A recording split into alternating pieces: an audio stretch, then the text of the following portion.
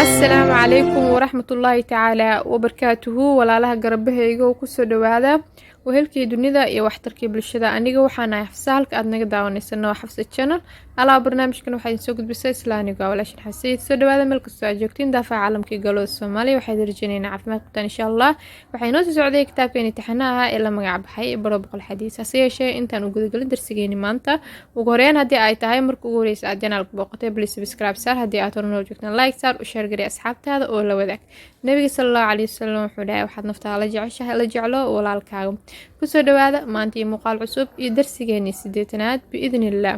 bismillah عن سالم عن أبيه رضي الله عنهما أن رسول الله صلى الله عليه وآله وصحبه وسلم قال لا حسد إلا في اثنتين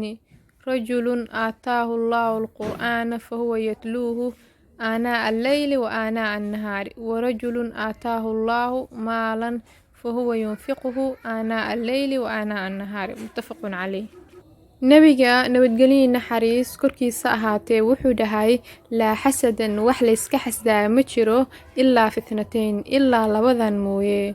rajulun nin aataahu Allahu ilaahay quraanka uu baray fahuwa yatluuhu akhrinayo qofkaas quraanka akhrinayo aanaa al-layli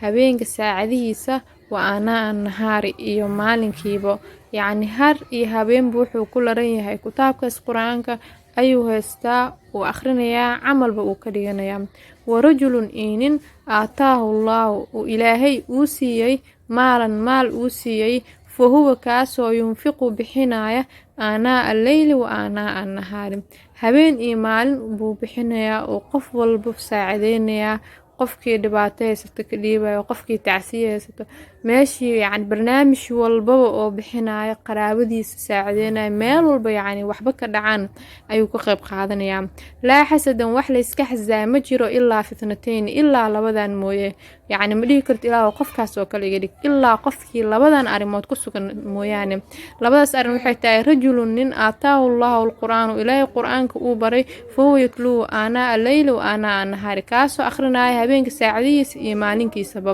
yani habeen iyo maalin kitaabkaas oo haysta warajulun inin aataahu Allahu ilaahay maal uu siiyay fuu yunfiqu kaasoo bixinaya aanaa al-layli wa aanaa an-nahaari habeen iyo maalinba wuxuu ka qayb qaataa wax bixinta masaajid oo dhiso masaakiin wax oo siiyo family yani meel kasto wax ka jiraan ayuu ka qayb qaataa insha Allah waxa rajeenayaa inaad wax badan ka fahmi doontaan xadiiskan walow waqtigiisa aad idin ka soo dhaafsiyo waa idin ka raali gelinayaa waqtigu ii saamix waayay hadda ay suurto gashay waad ku mahadsan tahay daawashada muuqaalka yaga sidoo kale waad ku mahadsan tahay hadii aad subscribe ii saartay guud ahaan halkaas ayaan ku soo gabagabeynayaa muuqaalka yaga maanta assalaamu calaykum waraxmatullaahi tacaala وبركاته استعن بالله ولا تعجز